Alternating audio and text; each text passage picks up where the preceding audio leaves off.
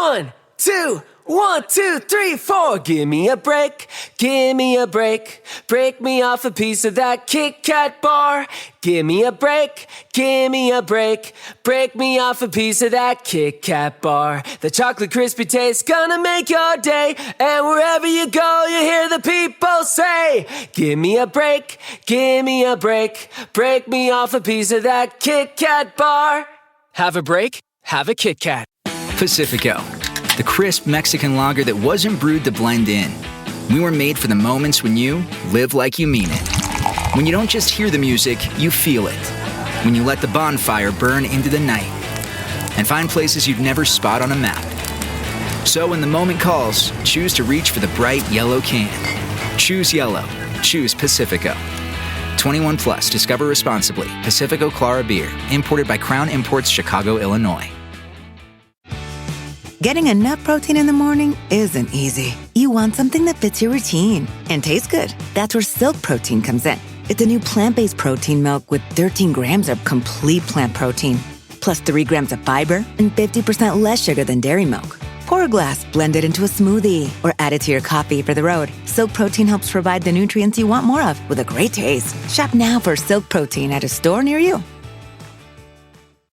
To get the Crime Writers on Aftershow right now, go to patreon.com/partnersincrimemedia. I'm Rebecca Lavoie, and this is Crime Writers On.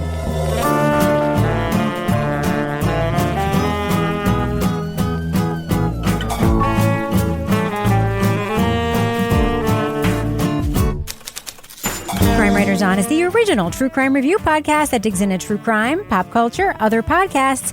And on this episode, a man and his new wife become the focus of a chilling mix of online harassment and escalating violence. They think it's his ex-girlfriend, but what's really going on? We'll talk about the documentary, A Toxic Love Story from Netflix.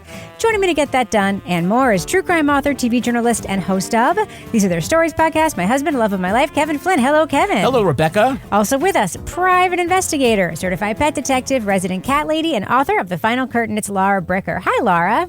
Hey, Rebecca.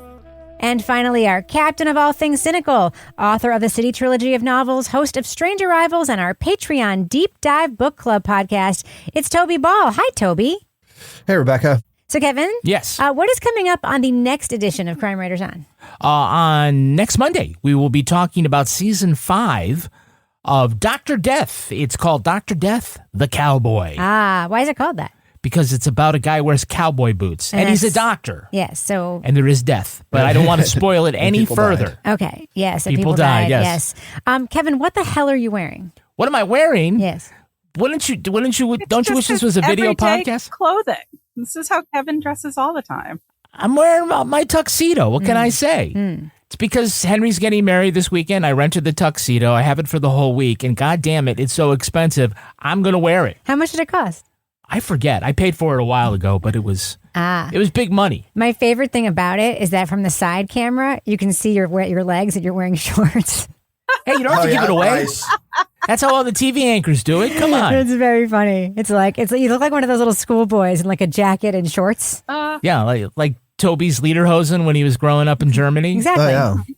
Just like that. Just like that. We haven't shown that lately. We should show that again. That was a good picture.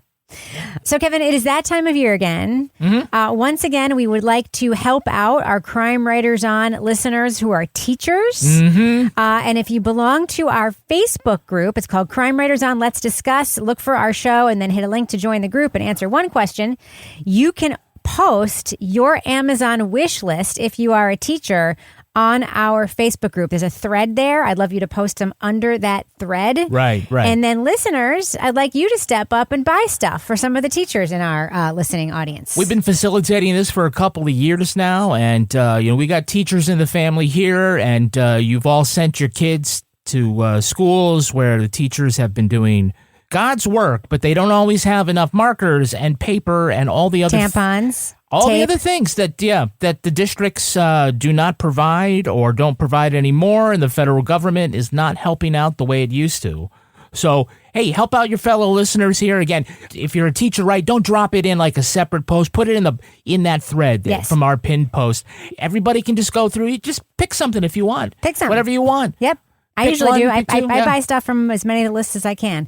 Don't tell Kevin. And if you're the kind of person who doesn't like teachers, our group is probably not for you. All right. Yeah. Kevin, should we go ahead and talk about the documentary we're here to talk about? Yeah, let's do that. All right. Leading off. And then on the email, September 10th, 2015, this is a reference towards Lilith.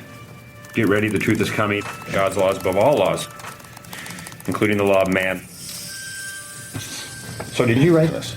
In 2016, Angela Connell started getting threatening emails from someone invoking the persona of a vengeful demon from Jewish mythology. Her husband, U.S. Marshal Ian Diaz, told cops the messages were sent by his ex-girlfriend, Michelle Hadley. Despite a restraining order, the threats continued, including a plan to trick men into attacking Angela, believing she had a rape fantasy. And she says, just show up, I'll leave the door open for you and pin me down and do whatever you want. After things turned violent, police made an arrest, but when new details emerged, authorities took another look at the crimes and concluded all was not as it seemed. I have 2 wishes. First wish is I wish none of this happened. And my second wish is I wish that everyone would just tell the truth about the events of this story. The Netflix documentary, A Toxic Love Story, tells a twisted tale filled with vengeance, deception, and double crosses. It explores the complex past and the twisted motivations of all the central figures in the crime and shows how these destructive relationships led to a truly shocking case. Spoiler alert, we're going to be talking about plot points from A Toxic Love Story, and it is a twisty documentary. So if you want to remain spoiler-free, go to the estimated time code in our show notes for our thumbs up or thumbs down reviews. So, Laura, this was definitely a documentary where editorial choices were made. I'm curious because you often do this. Did you look up the real story here online? Of course I did. She's not just a cat detective. She's a documentary detective. I'm a Google detective. Yes. Yeah. All right. Okay. So before we get you to tell us, Laura, what's missing, I just want to say again, this is a very twisty documentary with what is supposed to be a surprise twist, even though I saw it coming. So if you don't want to be spoiled, you might want to go ahead and watch it before you listen ahead. But Laura, Right. what was in the real story that we didn't get in this documentary? Well, there were parts that they didn't put in there. There was allegations about Ian controlling Michelle during the relationship that were more out there. There were more disputes about this condo that they owned. He had earlier tried to get a restraining order against her. But the biggest thing is that Michelle had apparently contacted police multiple times before she was arrested because she thought that Ian was impersonating her online. Wow. He was impersonating her. Yes. And it was just like, there was a lot more behind the scenes. And I feel like this whole thing was set up we're so clever. Look how we're like structuring this documentary, and the twist comes. And I'm like, okay, but there's all this other stuff that wasn't in there. So not only were we like manipulated by Ian and his crazy chick wife, we were manipulated by this documentary in a way. And Absolutely. Yeah. So it's like, this is just a case study in manipulation on many levels. Yeah. I was very confused about the Michelle stuff, to be completely honest with you. Toby, were you confused about the Michelle stuff? Because this is the ex who Ian claims is cyber harassing and stalking his wife. And she somehow ends up in jail. And that never seemed clear to me exactly how it was she ended up there. What do you think? Was it clear to you? Well, it was. So the way the documentary kind of tells it, there's this whole series of emails that started off with 2 emails where she's kind of like, God's law is greater than man's law or something. You're going to, you'll pay for what you did or something, which is like, she definitely sent those and she admitted to them. And then what follows is like a whole bunch of stuff about, this mythological figure Lilith and like these rape threats and all this stuff. And that's like a whole different thing. And what they show is a police interrogation. I think it's a police interrogation. That was another thing that was a little confusing to me, whether she was being interviewed by the documentarians or by the police. I think it was both different things, but they were showing the same visuals. Anyway, they don't show, the police ask her about those first 2. And she's like, yeah, I did those. I probably should have done that. But then you never have any follow-up about all these others, except I think maybe they ask her if she knows who Lilith is. And she's like, not really. my question was, did they not ask her about those? Did they ask her about those? And she was like, no, I didn't do those. And they didn't believe her. They're like, well, you're truthful about those, but you're lying about these. There's clearly something missing. And maybe in the long run, it's not that important. But it was one of those things where, at least for me, as they're kind of revealing this stuff, I'm like, hold on a second. Like, she spent 3 months in jail and she didn't protest that she had only written the two least offensive of these emails. Yeah. So Kevin, that was one of the things I pointed out when we were watching this documentary was that I think the documentarians played a dirty trick by interviewing Michelle in a setting that looked like a police interrogation. Absolutely. So as a viewer, I was like, what am I looking at? She was in a plain room. She was wearing a gray T-shirt, which nobody who appears in a documentary is wearing a gray T-shirt. She looked very plain. It almost looked like she was incarcerated and they were talking to her in an interview room, or that she was being interrogated by police. That was obviously sort of some sleight of hand trick here, right? Do you think... You guys... you think that it was a dirty trick, and okay, I think that actually it was pretty good storytelling technique, visual storytelling on the part of the documentarians. I'm not quite certain what to make of this documentary. I think it's a really good story, and they made some good storytelling choices in places, but not in others. But I actually like that because it kind of plays on our expectations, especially in these catfishy type of ones. I'm thinking of High School Catfish. Abducted in plain sight is, okay, what cards are we going to turn over when to maximize the wow?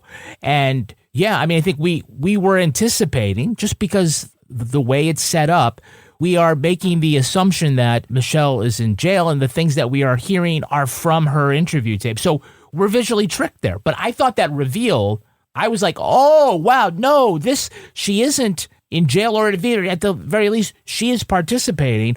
What can I infer about this whole story based on that? That's from just watching a whole bunch of true crime documentaries. But, if you thought it was, a dirty trick, I'm not going to argue with you on that. That's the way you saw it. But I thought it was a good trick.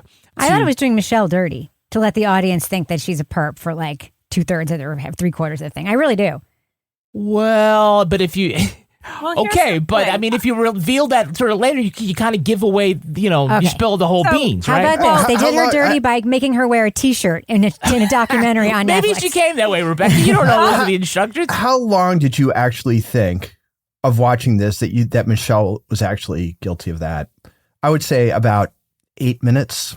It was just there's no fucking way it's this. If it's this straightforward, there's no documentary. There's something's up. It's not going to be her. Right. And that's a problem. Is they're not all like this, but so many are like this. We're going to start off. It's going to look like this, and there's going to be a twist, and you kind of don't trust the beginning. I have actually an idea about this. So I think this whole show, this whole documentary, is really kind of like a case study of how quickly we draw conclusions when we don't have complete information. About people. Interesting. So maybe it's the point, because we're assuming she's in jail. They're assuming she's the crazy ex-girlfriend. It's like, here's this narrative. This is this crazy ex. How quickly did the police believe that? Because they didn't have information. How quickly did we believe? I was like, oh, she's totally in jail. I'm like, oh, that's one of those little rooms they take you in. So I think it's sort of showing how it's almost like a kind of experiment of how we can be manipulated by the narrative, so that we feel the same type of thing that Michelle felt. That is giving the filmmakers a lot of credit, Laura. I don't know. I might have been taking a gummy when I came up with that idea, but I wrote it down. But Laura, isn't part of the perception issue also with the cops? Yes. In that the cops blindly believed Ian. Yes. Because he was in law enforcement, right? Right. And that's the whole thing, is you see the cops go in, you see the cops taking the reports, you see these body-worn camera. I love the body-worn camera footage. Toby doesn't. And he's like, oh, I'm a U.S. Marshal. And he puts his little badge out. And I'm like, okay. So law enforcement is oh, he's one of our own. They don't even see any warning signs that they might have seen. It's they're totally blind to. Because you're how could people be so fooled by this? This is so crazy. This whole thing. Well, because it's one of their own. It's bias. Yeah. Yeah. So Toby, I just mentioned something that I think that you're tired of. Are you tired of the body worn camera filming trope that we keep getting in these documentaries? If you want to get a strong thumbs up from me on your true crime documentary, do not start it with fucking body cam footage anymore. It's just like, it's like a cliche that happens in all of them now. It's like, if you don't have body cam footage, you're not going to make it. And then, you know, if you do have it, you're going to put it at the front. Well, I have a report for it from yesterday. Just wondering what happened today. Today, I got another email from her. She's been at my work. She knows what I look like. She's described what I've dressed in detail last night. I don't know. It drives me crazy. As soon as I see it, I'm like, all right, it's one of those. And you know, some of them are fine, but it kind of feels like a red flag for this certain type of true crime podcast that we review again and again. This is like one of them. They all kind of seem the same. They rise and fall on the story and a few decisions that the director or the writer makes. But there's a certain kind of sameness to them where I think of looking back a year from now and we're like this, and then that one about that woman who faked the pregnancies and stuff. Like I'm sure I'll get the details confused because they seem very similar in the way they're made. Yeah, yeah. Kevin, what do you have against Disney adults? I have nothing against Disney adults. Oh, really? No. I know there was some online. Some people are like, "Oh, this guy goes to Disney quite a bit," and that's fine. But he said, or Michelle says that he told him that he goes to Disneyland 100 times, like hundreds of times, 100 times a year or something like that. Yeah. I mean, I know you're sure in Anaheim. Pass. Yeah, I mean, it's not a knock on Disney adults, but like if you go to Olive Garden 100 times a year, that's a lot too. So. I mean, I think some people are like, oh, this is how you know he's a weird guy because he likes Disney, and I'm not on that boat. But there are a lot of other reasons. Other reasons to think he's a weird guy. It's low on the list for sure. I mean, yeah. I know you haven't joined Rebecca and Lily on their Disney adventures, Kevin. Yes, he has. I went for my 50th birthday. Yeah. Oh, okay. We spent 5 days in Disney World. Oh, I forgot about that. After Obsessed Fest. It was wild. It was a wild 10 days in our life. So Kevin, is this the first time we've heard of Lilith in one of these documentaries? Well, one of these true crime documentaries, yeah. Lilith is, like you said, is not in the Bible, but is sort of like this side character in mythology, saying like she was Eve's first, or Adam's first wife, and she was the inspiration for the name for Lilith Fair. Uh-huh. And there was this documentary called Building a Mystery about Lilith Fair, and I was surprised that both documentaries ended up telling the story of Lilith by going to the Wikipedia page. Really, directly? Directly to the Wikipedia, full screen Wikipedia page, little sketch in the top right corner that they always have, Lilith, it's the same one. It was like, okay. Yeah. What do you think about the federal agent, Laura, who was assigned to investigate Ian? It's nice for me, comforting to know that there are, or were, at the time of the filming of this documentary, a unit of federal agents charged with investigating their own. I loved that guy. Number one, he's out there rowing along, taking care of his health. I liked that the rowing was the backdrop to his interviews. I have my little rowing machine, my little like fake Peloton rowing machine that I use. So I'm like, I can relate to this. But the fact that he was recounting this, you know, because you're seeing all this, like you're like with the police, and as this unfolds, you're like, this is a bunch of bullshit. And I'm like, okay, here's somebody who's keeping the system fair and isn't going to, and this kind of goes to our review for next week too, somebody that's not afraid to call out one of their own. So it shows there's some institutional trust in that system of law enforcement. And the fact that actually happens, I'm like, what would have happened if this guy hadn't come along? You know, it's one of those things where how often do we see situations where you see somebody in a position of authority behaving badly and doing something that they shouldn't be doing, and there was literally nothing you can do about it despite raising awareness of it. So to see something actually happening here, I was like, okay, you know what? There's hope out there. Yeah. Toby liked him too, to be fair. Did you, Toby? Right, Okay. Toby?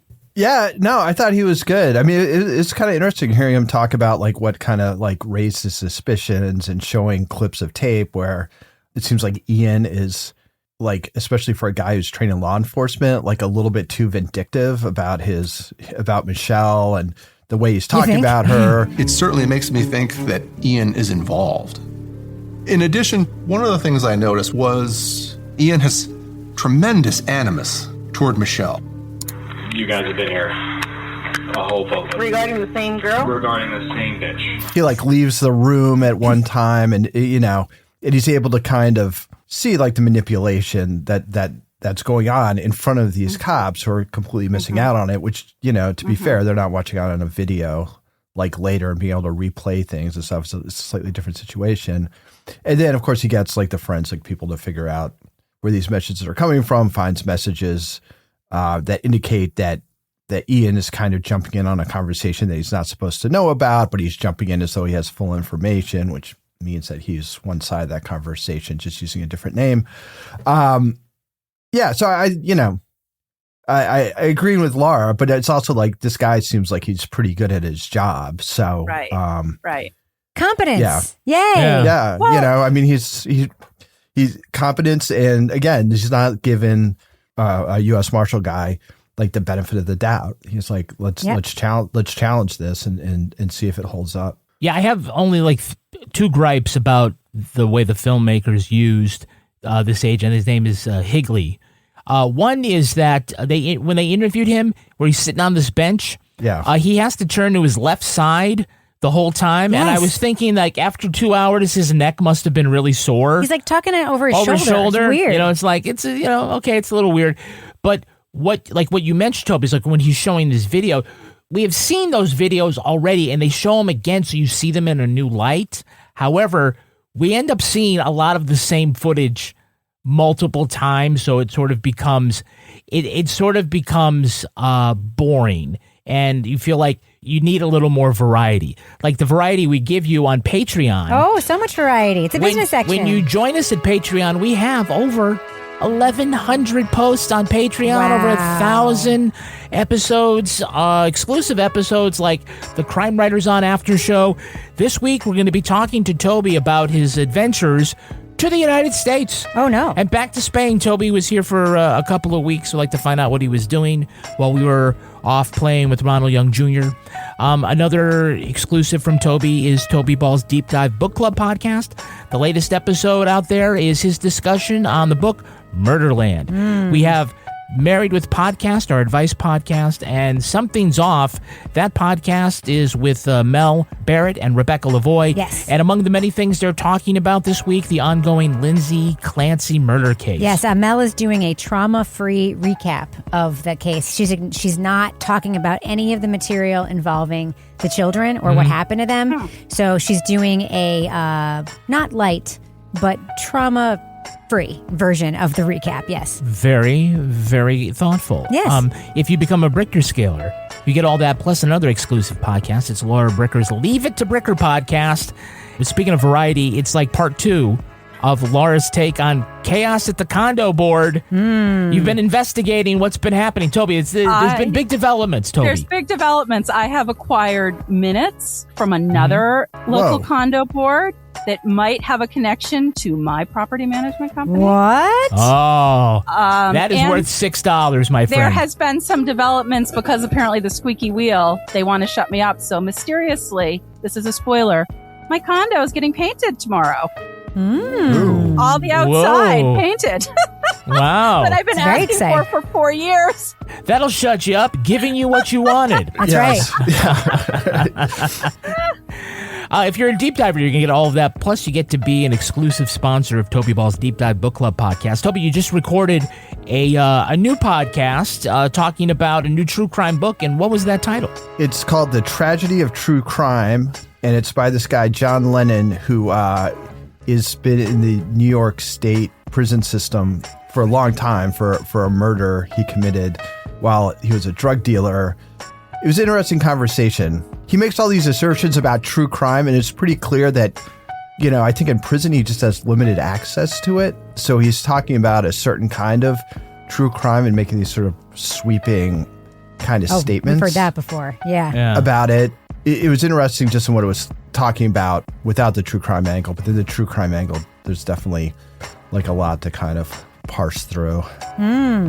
Now, other ways that you can support this podcast include visiting our Amazon storefront where you can see some of our favorite things. So, Rebecca, when folks go to Amazon, what are this week's Amazon recommendations for them? Well, Kevin, I'm going to recommend a new version of something I recommended earlier, a setting spray for makeup, which super works. It's called Until Dawn. Mattifying waterproof setting spray. Put your makeup on. You spray this stuff on your face. Kevin, I have not retouched my face at all since like 5 o'clock this morning. All right, I'll touch your face later. It looks really good, and it super works. And Toby, what are your listener-inspired Toby Ball's deep cut recommendations? Well, we got the Racky-Nass Nicolas Cage pillow covers, sequin pillowcases, funny gag gifts, reversible sequin pillow cover, 16 by 16 inches, a reversible sequin Nicolas Cage throw pillow cover, flip the sequins to reveal the cage. Oh, nice. Wow. Love that. I want that. You do? I don't think you have to go any further. That's amazing. I love Nicolas Cage. I think he's completely underrated as an actor. I like him too. I don't know if I need a sequin throw pillow. Yeah. All right. And then there's Lazy One Funny Animal Boxers, novelty boxer shorts, humorous underwear, gag gifts for men, funny bear boxers, novelty men's boxers with comical bear cartoon prints and punny sayings. And you know how much those cost? How much? A mere $13.45. Oh, Wow. good price for gag gifts. Yes, of yes. boxer shorts.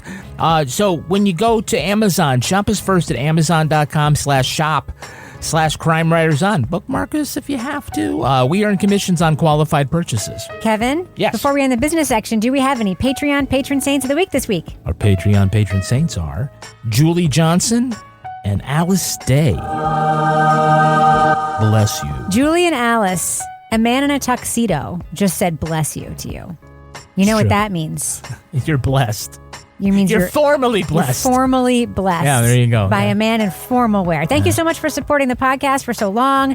Thanks to everyone who supports us on Patreon. We can't make the show without you. I really mean it. Kevin, does thus end our business section? Thus ends the business section. Let's go ahead and fade that music out. 1, 2, 1, 2, 3, 4. Give me a break, give me a break. Break me off a piece of that Kit Kat bar. Give me a break, give me a break. Break me off a piece of that Kit Kat bar. The chocolate crispy taste gonna make your day. And wherever you go, you hear the people say, give me a break, give me a break. Break me off a piece of that Kit Kat bar. Have a break, have a Kit Kat. Pacifico, the crisp Mexican lager that wasn't brewed to blend in. We were made for the moments when you live like you mean it. When you don't just hear the music, you feel it. When you let the bonfire burn into the night and find places you'd never spot on a map. So when the moment calls, choose to reach for the bright yellow can. Choose yellow. Choose Pacifico. 21 plus. Discover responsibly. Pacifico Clara Beer. Imported by Crown Imports, Chicago, Illinois. So, Kevin. Yes. Did you think this was a high-quality true crime show? Yeah, but not as high a quality as our items from Quince that we always get. Nothing is. I want to start by just thanking Quince for supporting us for many, many years. We were with you when people called you Quince. Yes, or we never did. Quince. Exactly. That was a real thing. Yeah, well, we have been great partners with Quince for so long. As a matter of fact, because Rebecca loves the items that Quince has so much, we are net negative with our relationship with Quince because Rebecca continues to buy all of these quality items. Rebecca, right now, as a matter of fact, you are clothed head to toe in Quince. What do you got on? I'm wearing this like cotton chunky cardigan from Quince. It's like this cobalt blue color or cerulean, as they would say in Devil Wears Prada. Yeah. But one of my favorite things I have bought from Quince in the last 8 months are these super soft fleece cropped wide leg pants. I have a white pair and a black pair, and every time I wear them, especially the white pair, great. They feel like Guess how much these incredible pants cost? No idea. $42. Oh my god. I love these Quince pants. for you. They're incredible. Everything at Quince is priced 50 to 80% less than similar brands, and they work directly with ethical factories to cut out the middleman. Oh. So you're paying for high quality, not brand markup. So be like me. Upgrade your everyday. Go to quince.com/crime. Crime. For free shipping on your order and 365-day returns. Now available in Canada and the UK too. You speak English there. That's quince.com/crime. Crime. For free shipping and 365-day returns. Quince.com/crime. Crime. The Beauty Rest Labor Day sales event is here. Because after getting the most out of an exquisite summer, you deserve your beauty rest. Save up to $1,000 off select Beauty Rest Black mattresses and adjustable base sets featuring pocketed coil technology for our most advanced motion separation. Limited time offer. Visit beautyrest.com to find a retailer near you. People at their best get their beauty rest. So, Laura, when I say this is a twisty documentary, I mean it because ultimately we find out that Ian has been doing the deed with these emails and stuff. But Angela, his wife, is wild. Angela is one of these people that like fakes cancer and pretends to be pregnant and does all this stuff. Thoughts? Right. Yeah. I mean, like, what is the statistical probability of these two meeting each other? High. You know? Yeah, Like, I'm guess. sure there's a dating site that specializes. Swindler? Yeah, the one that does deceptions.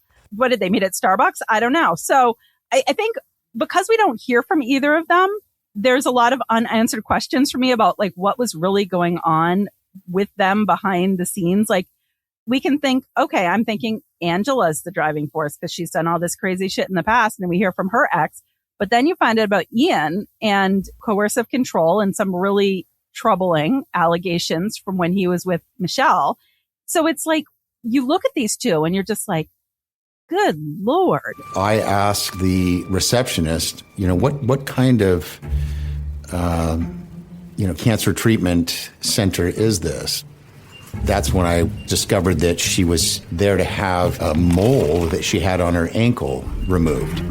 I think every time we hear one of these stories where you see somebody that carries out this like super elaborate hoax about being pregnant or something that's happened, I always want to know what's the psychology here. Like, what is the psychology that led this person to this place where they are holding on to this delusion that they've created so strongly? But I wish they had put in a little bit more about coercive control and Ian, because the thing is, like, Angela serves her time and then she just, leaves.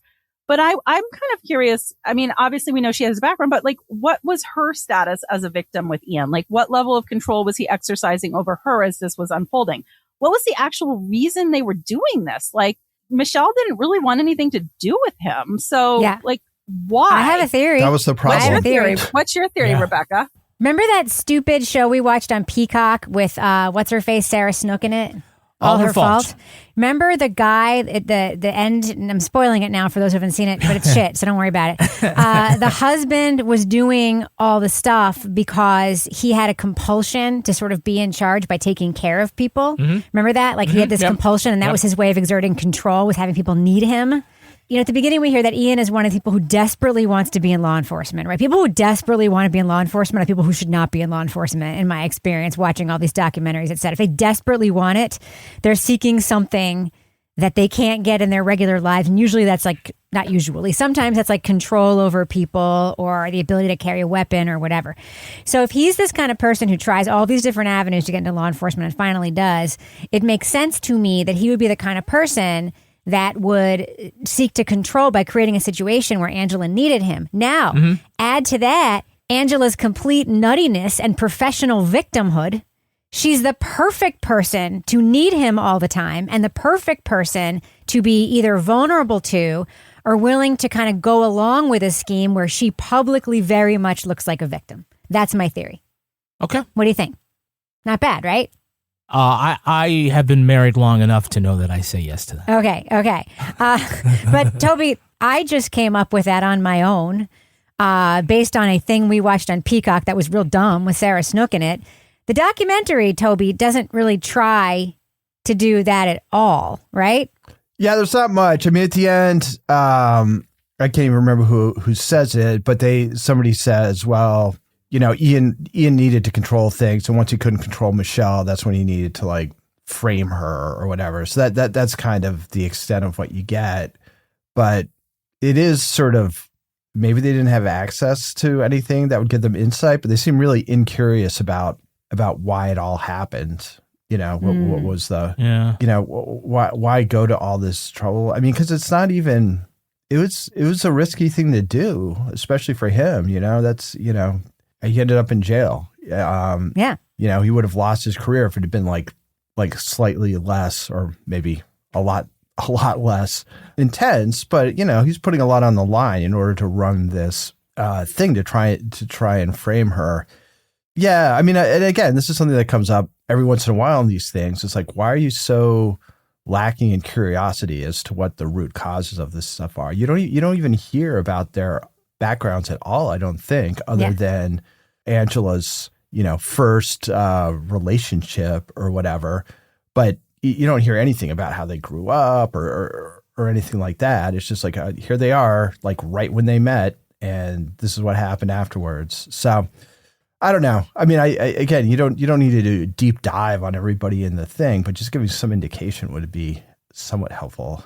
I agree with you guys that it ends up posing a lot of questions that it doesn't answer. I think, realistically, there's some of these questions that don't have an answer or can't be answered. But there were some places where they try, like, what's up with Agent Higley calling out Leslie, Ian's friend, like saying, I think they're in love. I'm like, she's in love with him. She was in love with him. But why do you say it in a documentary? Who gives a shit? Later, as we kind of additional evidence came forward, that's the conclusion I came to. I love him with all my heart. He is like a part of my family, and I will love him forever, but I am not in love with Ian. How does that advance the story? I mean, did she have some kind of role? Well, I don't know. It does advance it. Well, the only purpose that serves is it would explain why she's so blindly loyal to him, even though he did it. Like, there's evidence he did it. He did it, and she's just like, I just don't think he would. I'm like, that's because you want to fuck him. That's why you think that. Yeah, and then you'd say like, well, this guy attracts like a lot of women that have issues, or I don't know how the polite way of putting it, but why is Angela in jail? I mean, for real, right? I'm not I mean, sure. I think she went along with it, though. I mean, she is she willing to take the fall for Ian? Is that what it is? Yeah. Yeah. She wasn't really thrown against the wall, right? She faked being thrown against the wall. Yeah, that's what I'm saying. She faked being thrown against the wall. She faked, I mean, she knew what was going on and then played along with it. So she was like... false report to law enforcement. Yeah. Co-conspirator. See that? Laura knows. Laura knows. Laura looked up the case on Wikipedia. Yeah. She knows the whole thing. I know that charge. I see it all the time. Yeah. Yeah. But aren't you, Laura, like, there's also like, what was their dynamic with each other? Like, we don't even get a question about what their dynamic was like behind closed doors. No. And I feel like, I mean, here's the thing. This is one of these documentaries that if you have friends that like kind of dip into watching true crime, people are going to be talking about. They're going to be like, oh my God, can you believe that? That was so crazy. And great. We see a lot of those documentaries. Here's the thing. Crime keeps happening. And as Toby was saying, what's the root cause? I mean, and that's, something that I deal with in my work a lot when I do sentencing work in cases, because it's not just, it's a great story. It's something great to tell. It's like, what led these people to this place in time? What happened in their past to land them where they did? And what was going on in this relationship? And where are some other people that know them or anything about them? It was, I don't know. Hearing from that one woman who's in love with him wasn't enough? One woman who's in love with him. I'm just like, I felt so bad for her, but I actually was kind of glad when that guy spoke up about that, because I had been kind of like, she's totally, and she'd be like, no, we're just friends. And then when he said, I'm like, yeah, I'm totally on that same page. That is not the most improbable interview that they got. Which one is? The rape fantasy guy.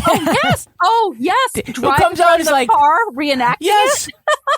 Get him to reenact it too. I replied, I was thinking about a home invasion scenario where you would be in your bed sleeping. I don't want a neighbor to see a struggle and call the cops. I thought you wanted to have some fun. I don't want to have my face on camera. No. But here's my voice in the car I drive, and I live in Anaheim, and I will respond to this ad again. Yes. Oh man, I don't know how. Yes, that there you go. There was a murder like that, a very high profile case. They call it the au pair murder, which I don't like the au pair murders, which I don't like the name of because it implies that the au pair is that one behind it, but it was the husband. He did the same thing. He played that trick, identical trick on his wife, and then he shot both the wife and the guy who came to respond to the ad. Yeah, it's wild. Oh, wow. Yeah, no good. No bueno.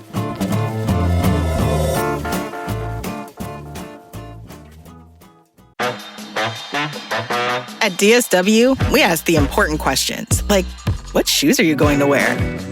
Whether you're prepping for wedding season, festival season, or just planning the ultimate vacay, the right shoes can make or break an RSVP. So own the moment. You've got big plans, and we've got just the shoes. At the perfect price, of course.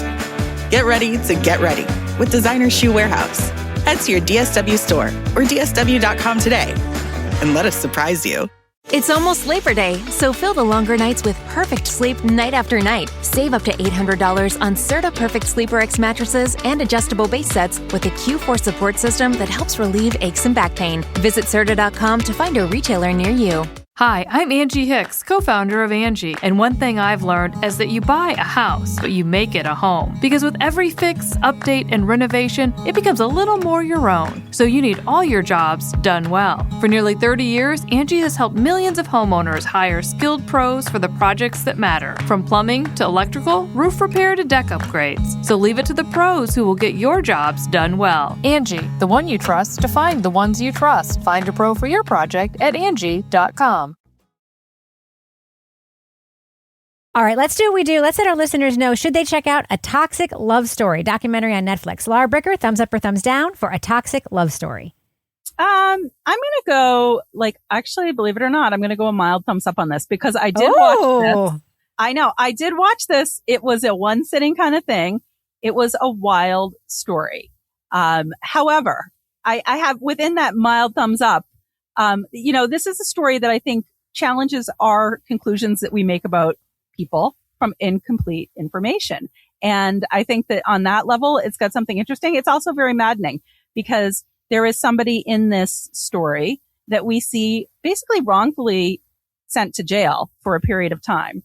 And I'm like, that's the part as I was watching this, that's like, okay, this is why we do what we do. Those of us who work out in the justice world to keep the system fair. But the fact that this person in this show that we're not going to name to keep it spoiler free spent 88 days in jail because there was incomplete work done on a case is ridiculous. I think this is a crazy case. I think people are going to be talking about it, but I also think that there was the way that this was structured, there were some twists and turns revealed at certain times that were not actually playing fair with the audience. I think that's a nice way to say it. But at the end, I was like, I watched it and I was like, okay, that made me really mad. Now I'm going to go for a walk around my neighborhood. So I guess, mild thumbs up.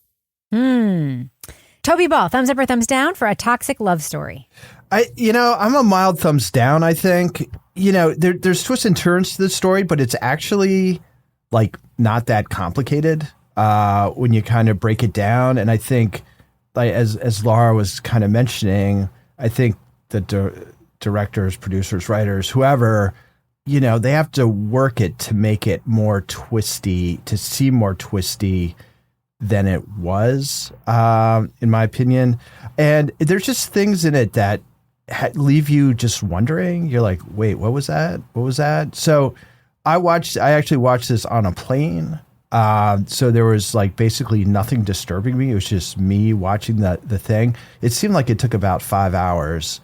It kind of creeps along. I kept checking. I'm like, time zones, Toby, as you travel that's true. through. Right. Yes. Yeah. Yes. I should have taken that into account. That's a good point. That's right. Yeah. So it kind of, for something that's got all these different reveals and stuff, it kind of moseys along.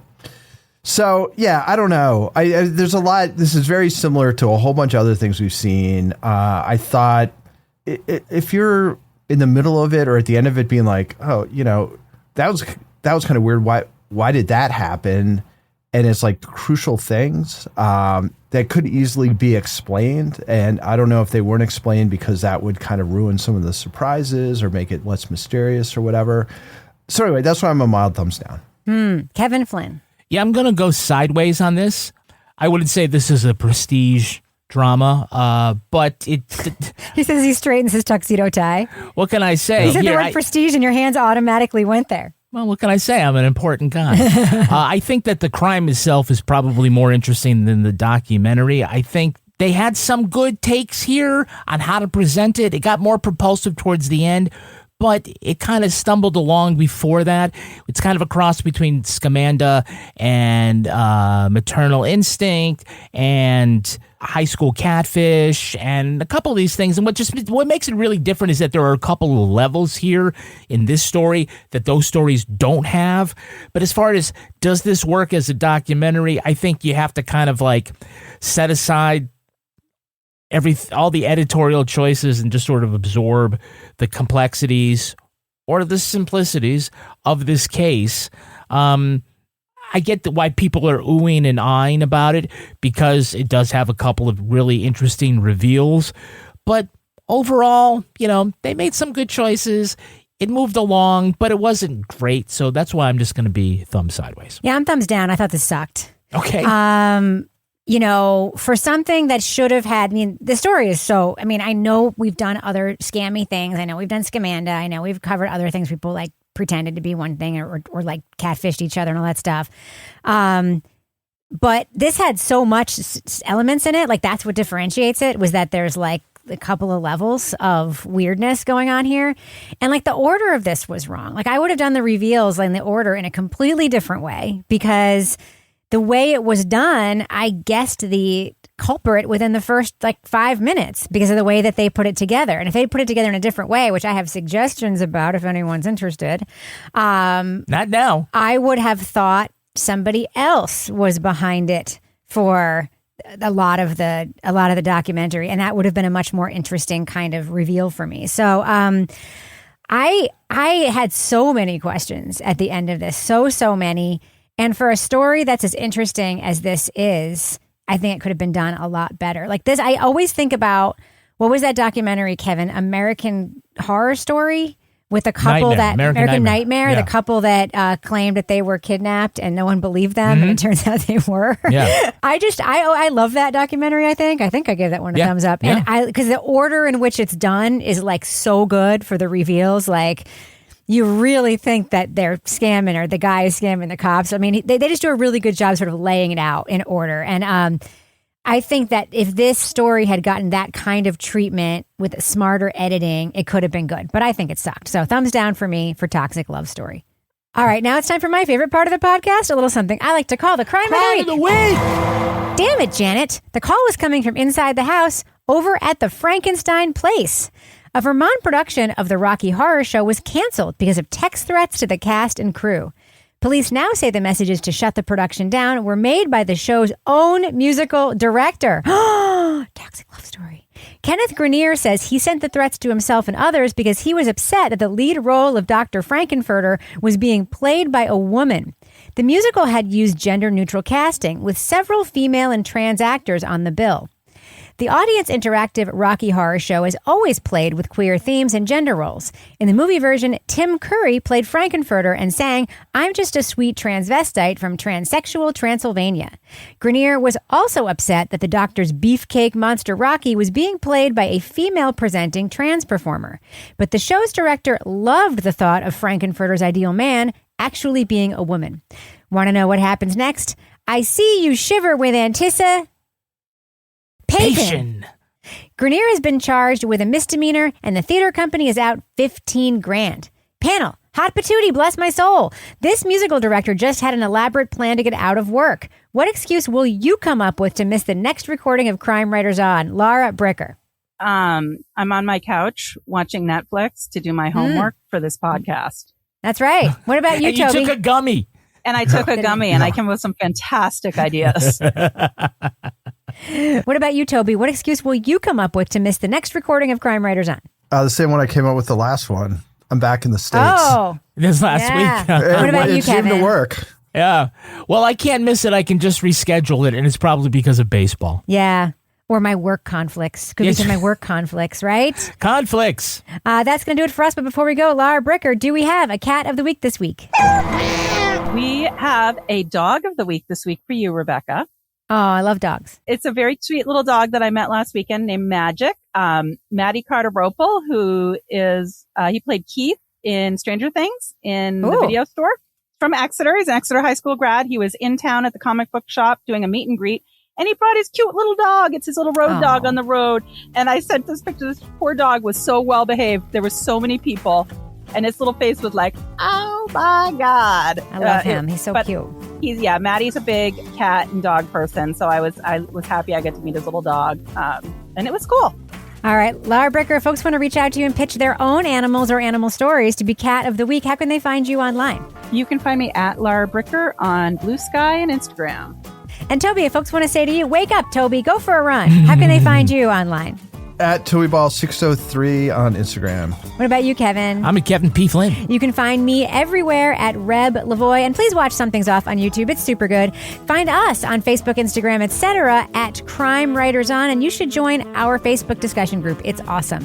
Get episodes early and ad-free and everything else we make at patreon.com/partnersincrimemedia. Our theme song was composed and performed by Tyler Gibbons. The editor of this program is Kevin Flynn. This show was recorded in the Caitlin Rogers Project Studio, also known as Studio C, the closet in our New Hampshire basement, where we also go to Disneyland hundreds of times a year. And maybe Olive Garden, too. I wish. On behalf of all the crime writers, thanks so much for listening. We will catch you later. Absolutely no comment from you. What do you mean? What do I mean? About your tux? Yes. About your tux? I thought you would have screamed. He's so disappointed at your lack of reaction. So disappointed. Kevin, I have to tell you, you're looking very dapper. You look like you could be at like the Golden Globes or something. That's true. I could be a presenter. You could be hosting. You could be a presenter. Should I run up and grab my Emmy Award and we could... No. No? Okay. Yes. Definitely do that. Good. Okay.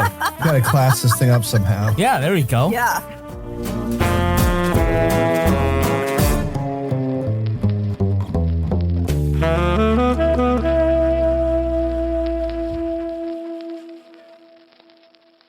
Partners in Crime Media. Hi, I'm Angie Hicks, co-founder of Angie, and one thing I've learned is that you buy a house, but you make it a home. Because with every fix, update, and renovation, it becomes a little more your own. So you need all your jobs done well. For nearly 30 years, Angie has helped millions of homeowners hire skilled pros for the projects that matter, from plumbing to electrical, roof repair to deck upgrades. So leave it to the pros who will get your jobs done well. Angie, the one you trust to find the ones you trust. Find a pro for your project at Angie.com.